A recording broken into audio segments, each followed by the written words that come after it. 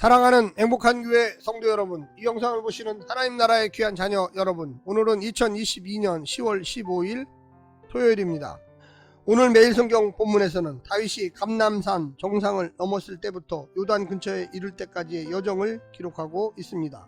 다윗이 자기에게 음식을 가져온 무비보셋의 종 시바를 만났습니다. 바후림에 이르렀을 때는 사울의 친척 시므이가 나와 다윗을 저주했으나 다윗은 시므이의 저주를 참았습니다. 한편 압살롬은 아히도벨에게 다윗과 싸울 방법에 관해 물었습니다. 아히도벨은 두 가지 계책을 말합니다. 오늘 본문을 나누어 보겠습니다. 사무엘하 16장 1절부터 4절 시바와의 만남, 시바가 가져온 음식, 무비보셋의 말과 다윗의 선언. 5절부터 14절 시므이의 저주, 시므이의 등장, 저주, 아비새와 다윗의 반응, 감람산을 내려가는 다윗. 15절부터 19절 후세와 압살롬의 만남, 후세의 등장, 후세의 충성 서약. 20절부터 23절 아히도벨의 계략, 아히도벨의 첫 번째 계략, 압살롬의 실행. 오늘 본문 사무엘하 16장 1절부터 23절의 말씀을 듣고 다시 오겠습니다.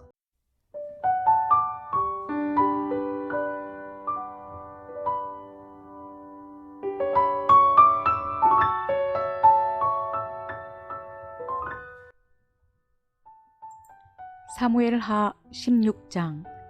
다윗이 마루턱을 조금 지나니 무비보셋의 종 시바가 안장 지은 두 나귀에 떡 200개와 건포도 100송이와 여름과일 100개와 포도주 한 가죽 부대를 싣고 다윗을 맞은지라. 왕이 시바에게 이르되 내가 무슨 뜻으로 이것을 가져왔느냐 하니 시바가 이르되 나귀는 왕의 가족들이 타게 하고 떡과 과일은 청년들이 먹게 하고 포도주는 들에서 피곤한 자들에게 마시게 하려 함이니이다. 왕이 이르되 내 주인의 아들이 어디 있느냐 하니 시바가 왕께 아뢰되 예루살렘에 있는데 그가 말하기를 이스라엘 족속이 오늘 내 아버지의 나라를 내게 돌리리라 하나이다 하는지라. 왕이 시바에게 이르되 무비보셋에게 있는 것이 다 내 것이니라 하니라. 시바가 이르되 내가 절하나이다. 내 주 왕이여 내가 왕 앞에서 은혜를 입게 하옵소서 하니라. 다윗 왕이 바후림에 이르매 거기서 사울의 친족 한 사람이 나오니 게라의 아들이요 이름은 시므이라. 그가 나오면서 계속하여 저주하고 또 다윗과 다윗 왕의 모든 신하들을 향하여 돌을 던지니 그때의 모든 백성과 용사들은 다 왕의 좌우에 있었더라. 시므이가 저주하는 가운데 이와 같이 말하니라. 피를 흘린 자여 사악한 자여 가거라 가거라. 사울의 족속의 모든 피를 여호와께서 내게로 돌리셨도다. 그를 이어서 내가 왕이 되었으나 여호와께서 나라를 내 아들 압살롬의 손에 넘기셨도다. 보라 너는 피를 흘린 자이므로 화를 자초하였느니라 하는지라. 스루야의 아들 아비새가 왕께 여짜오되 이 죽은 개가 어찌 내 주 왕을 저주하리이까.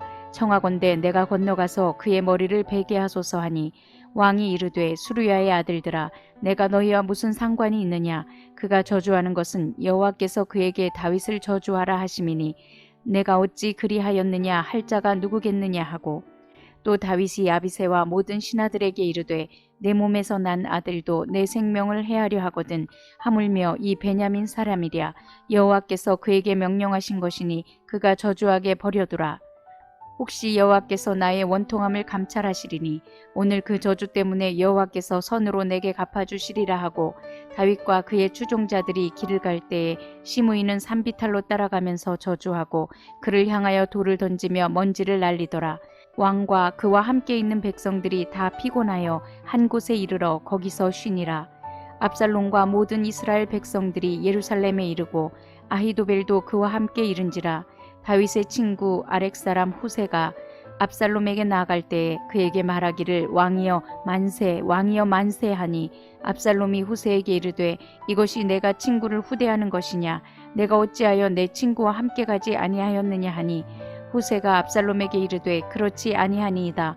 내가 여호와와 이 백성 모든 이스라엘의 택한 자에게 속하여 그와 함께 있을 것이니이다. 또 내가 이제 누구를 섬기리이까. 그의 아들이 아니니까. 내가 전에 왕의 아버지를 섬긴 것 같이 왕을 섬기리이다 하니라. 압살롬이 아히도벨에게 이르되 너는 어떻게 행할 계획을 우리에게 가르치라 하니 아히도벨이 압살롬에게 이르되 왕의 아버지가 남겨두어 왕궁을 지키게 한 후궁들과 더불어 동침하소서. 그리하면 왕께서 왕의 아버지가 미워하는 바 됨을 온 이스라엘이 들으리니 왕과 함께 있는 모든 사람의 힘이 더욱 강하여지리이다 하니라.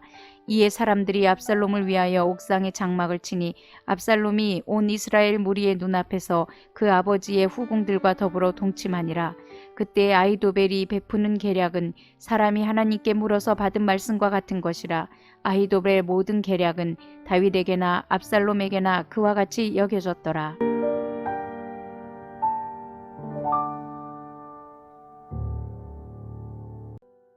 다윗은 사울의 재산을 모두 요나단의 아들 무비보셋에게 넘겨 주었습니다. 그리고 시바에게 무비보셋의 재산을 관리하게 했습니다. 하지만 본문에서 시바가 다윗에게 전한 무비보셋의 말은 그 진위가 확실하지 않습니다. 다윗이 귀환할 때 무비보셋은 시바가 자신을 모함했다고 말합니다. 압살롬과 다윗의 권력 투쟁이 자기가 왕이 될 길을 열어줄 것이라고 무비보셋이 생각했다고 보기는 어려우므로 아마도 시바의 말은 거짓 중상일 것입니다. 오늘 본문을 네 부분으로 나누어 자세히 설명드리겠습니다. 첫 번째, 시바의 선택. 시바는 도망하는 다윗을 위해 나귀와 떡과 건포도와 여름 실과와 포도주를 준비합니다. 도피 생활에 지친 다윗 일행에게 얼마나 큰 격려가 되었을지도 모릅니다. 하지만 지혜로운 다윗은 시바의 호의는 받으면서도 근거도 없고 증인도 없는 시바의 모험을 다 믿을 만큼 순진하지는 않았습니다. 두 번째, 시므이의 선택. 베냐민 지파로 사울의 친족인 시므이는 도피 중인 다윗의 길에 등장하여 돌을 던지면서 그를 저주했습니다. 압살롬의 반역을 사울의 왕권을 가로챈 다윗의 범죄에 대한 하나님의 심판으로 해석합니다. 우리는 사울이 왜 심판을 당했는지 알고 있습니다. 그는 사실에 충실한 것이 아니라 진영 논리에 치우쳐 사실을 왜곡하고 하나님을 동원하여 정당하고 있을 뿐입니다. 하지만 그는 그런 해석과 행동에 스스로 책임을 져야만 합니다. 세 번째, 다윗의 선택. 아비새는 시므이를 죽이고자 합니다. 하지만 다윗은 시므이의 저주를 하나님의 저주로 받아들입니다. 다윗은 이것이 하나님의 심판인지 아닌지 궁금해하고 있습니다. 이 순간에 그가 바라는 것은 시므이를 향한 하나님의 심판이 아니라 이 수치를 다 받아들이고 있는 자신을 향한 하나님의 자비였습니다. 권력의 정점에서 하나님의 존재를 지워버렸던 다윗이 이제 왕자를 등진 광야 길에서 하나님께서 원하시는 대로만 모든 일이 이루어지도록 기도하는 사람이 된 것입니다. 마지막 네 번째는 후세와 아히도벨의 선택. 후세는 다윗의 조언을 따라 압살롬에게 굴복한 척 했습니다. 압살롬의 승리를 여호와의 승리로 해석하고 자신의 충성은 대를 이은 충성으로 포장합니다. 아히도벨은 압살롬에게 다윗의 후궁을 공개적으로 겁탈하게 함으로써 다윗 왕권의 종언과 새로운 왕의 등장을 상징적으로 알리라고 압살롬에게 조언합니다. 아버지의 아내와 동침하는 것은 율법이 금하는 범죄지만 압살롬은 민심을 완전히 자신에게 돌릴 수 있다고 판단하여 열방의 왕들이 하던 대로 했습니다. 하지만 그는 하나님의 예고가 성취되고 있다는 것은 몰랐을 것입니다. 사랑하는 성도 여러분, 오늘 하루도 승리하시고요. 성령님의 놀라운 축복과 은혜가 함께하기를 간절히 바랍니다. 샬롬.